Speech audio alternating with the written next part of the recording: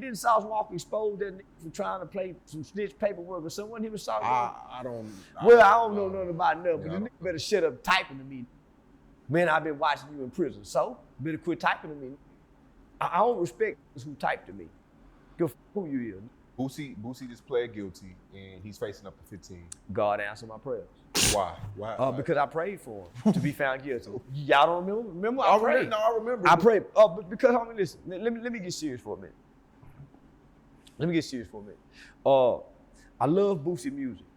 I love Boosie as an artist, but as an individual, as a person, I don't like Torrance Hatch. Torrance Hatch is disrespectful toward his mother.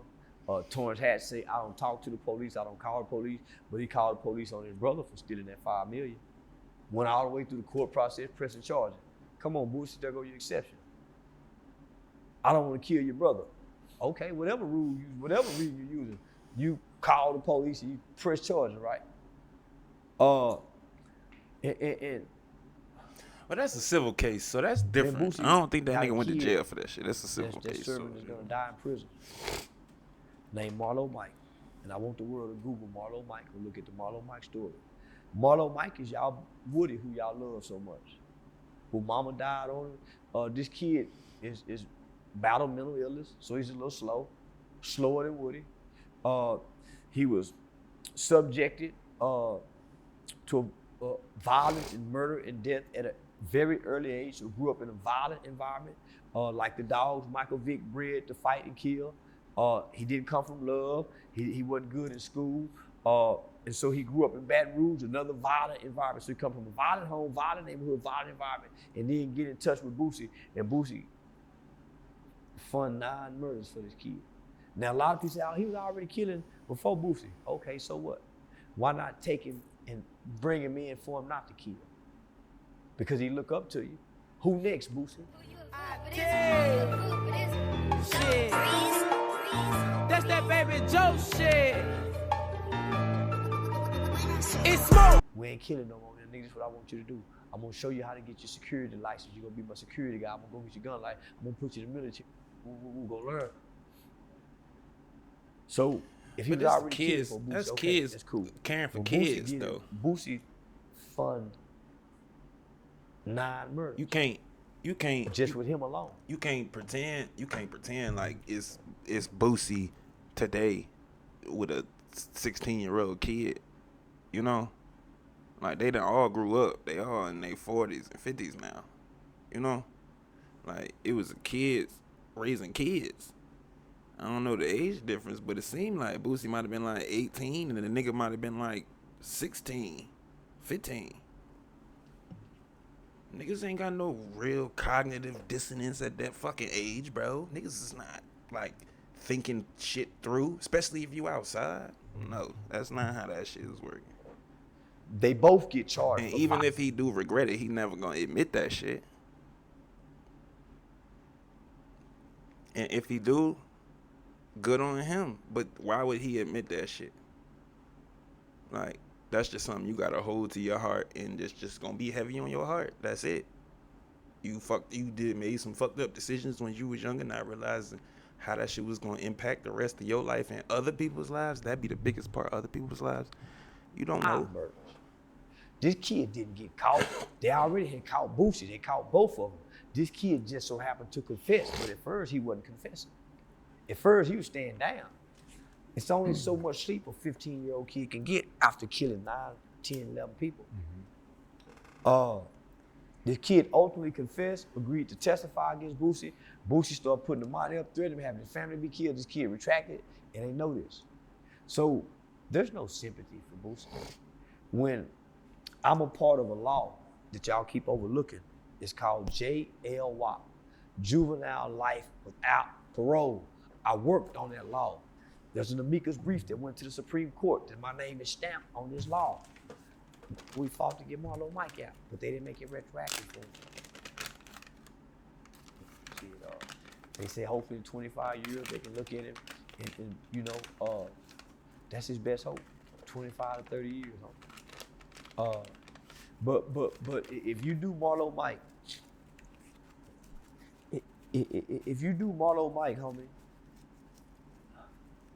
if they do all our babies, All our violent babies. If they do them just like they did all those dogs that Michael Vick had.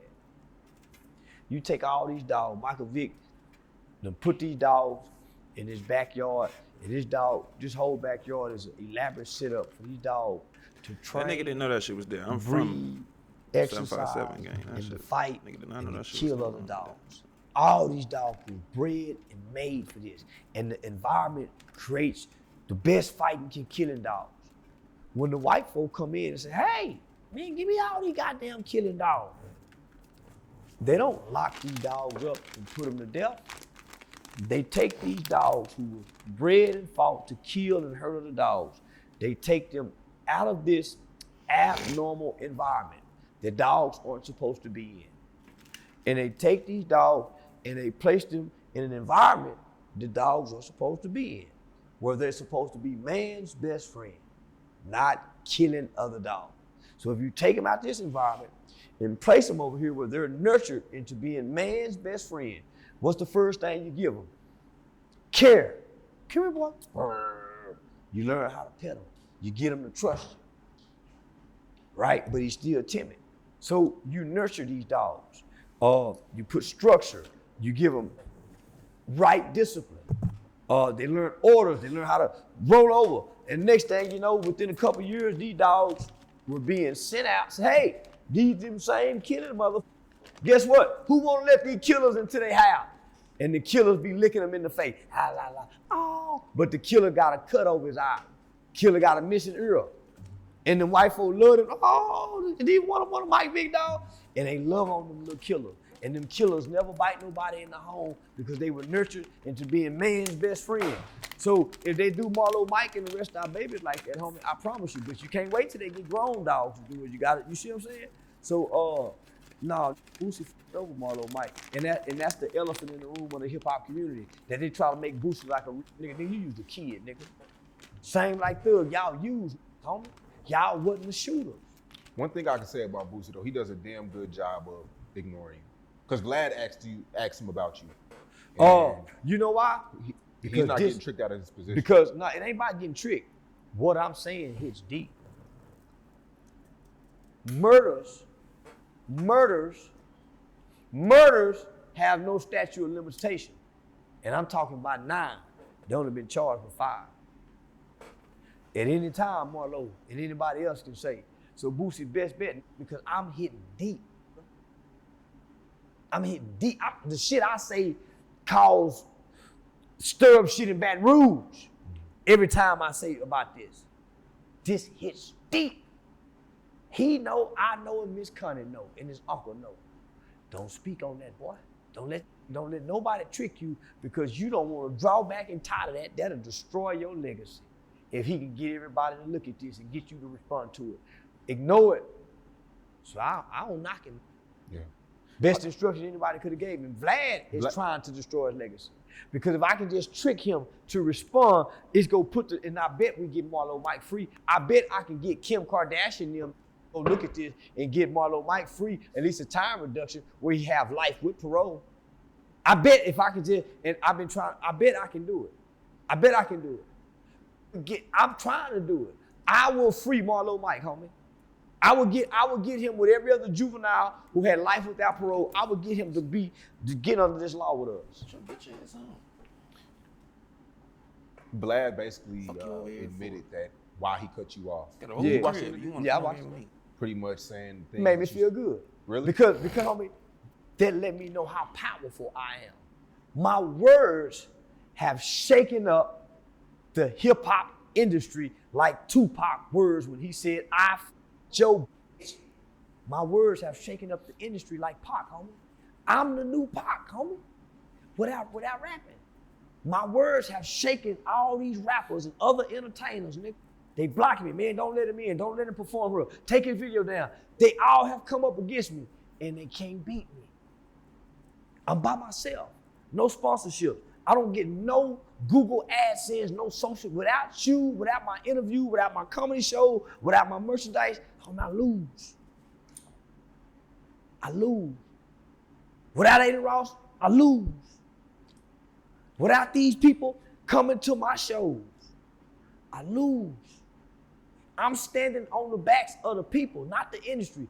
No door for the industry have been opened up for me. I just finally did a Hollywood game show, homie, with Brandon T. Jackson. I just started getting embraced by Sam West, Al Heyman, homie. So nobody's opening doors for me, homie. I've been fighting, losing money, being stole, being scammed, and I ain't been crying. I ain't been. You know why? I've been wanting to learn. So I've been getting. Nigga, I'm learning. I'm smart. I'm an expert at this. And them balls was there. What? Now, how y'all know it's go Yayo if y'all didn't blow the picture up? Oh man, we back. A week later, had to get them back. What? Shit. That's that baby Joe shit. It's smoke.